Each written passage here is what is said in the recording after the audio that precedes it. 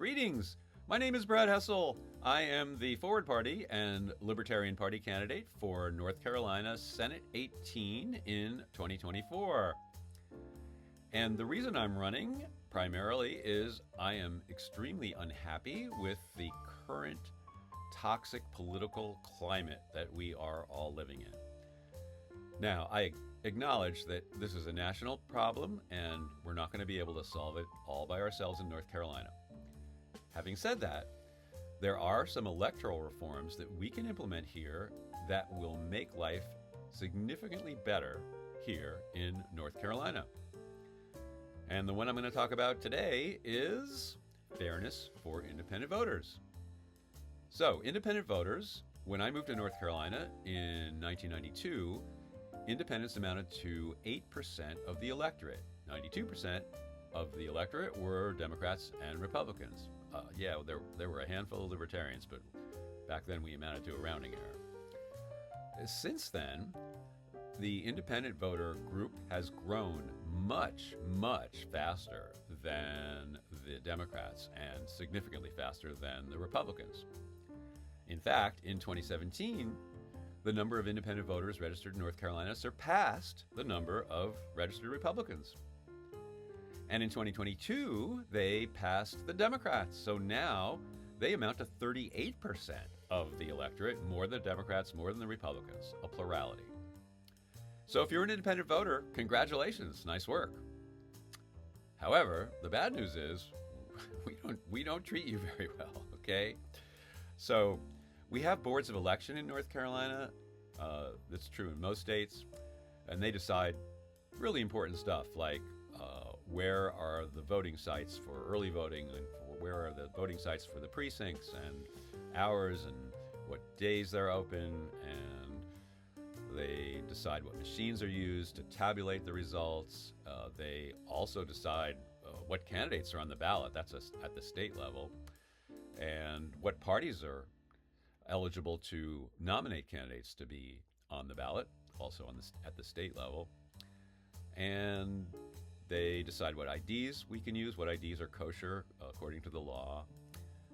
And of course, they certify elections. That's like really critically important. Okay, so there's 100 counties in North Carolina. The boards of election have 5 people on them, so that's 100 times 5 is 500 people on the county boards, plus 5 people on the state board of elections making these important decisions, 505 total. Now you know that 38% of the electorate are independent voters, right? So here's my question. How many of these 505 folks making these important decisions are independent voters? Most likely you don't know the answer to that question, but you would guess, okay, a bit less than 40%, let's say 180 maybe out of 505. That sounds roughly reasonable, right? Yeah, the answer is 0. There are no independent voters on the Board of Election in North Carolina, on any Board of Election. Why is that? Well, turns out it's actually against the law in North Carolina to appoint an independent voter to the Board of Elections, right? The statute reads you have to have 3 people from one of the 2 largest parties and 2 people from the other of the 2 largest parties on the board. So they're all Democrats and Republicans on the Board of Elections. Depending on who's governor, it decides who gets the 3 and who gets the 2. So right now, all the boards of elections are Democratic controlled because we have a Democratic governor. So independents are completely frozen out of these decisions, and you end up with a lot of partisan decisions getting made. Kennedy, for example, he was on the ballot, he was off the ballot.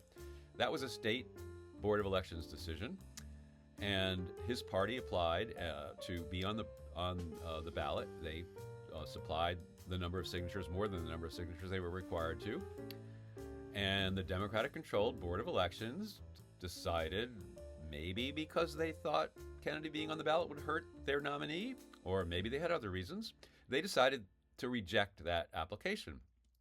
It was appealed, of course, and the Republican-controlled court overruled the Democratic-controlled Board of Elections and put the We the People party on the ballot. So now Kennedy's on the ballot. But then he decides he wants to endorse one of the candidates running, Donald Trump. And he puts a request into the North Carolina State Board of Elections to take his name off the ballot because he doesn't want people voting for him if they could be voting for Donald Trump, who he has endorsed.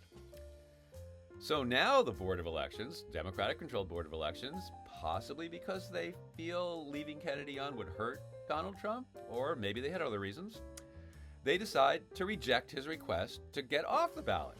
So now he's stuck on the ballot that they didn't want him on in the first place because they won't let him off. Again, that decision's appealed, and again, the Republican-controlled court overrules the Democratic-controlled Board of Elections. So what I'm thinking is that if we had, let's say we had one independent on each one of these boards, so it would be 2 Democrats, 2 Republicans, and 1 independent, we probably would get more nonpartisan, reasonable decisions rather than, and if the decision came out, whatever it was, it wouldn't appear to be so partisan. But more importantly, it's not fair to exclude 38% of the electorate from making these decisions. Totally unfair. So that needs to be changed. But that's not the worst thing, okay? Let's say you're an independent, you want to run for office. Good luck. So I'm a libertarian. I want to run for state senate. I take my checkbook. I go down to the Wake County Board of Elections. $140. Bingo. I'm on the ballot. Same for Democrat. Same for Republican.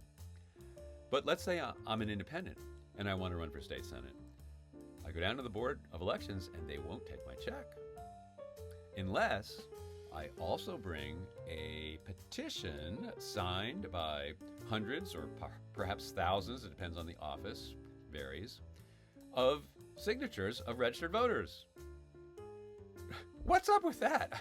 I mean, that requirement doesn't apply to libertarians, it doesn't apply to Democrats, it doesn't apply to Republicans. Why is there suddenly this extra hurdle for an independent voter? And it gets crazier. I'm an independent, I want to run for city council. That's okay, I don't need a petition for that because that is a quote-unquote nonpartisan race, even though the Democrats and Republicans put their lists out telling you whom to vote for.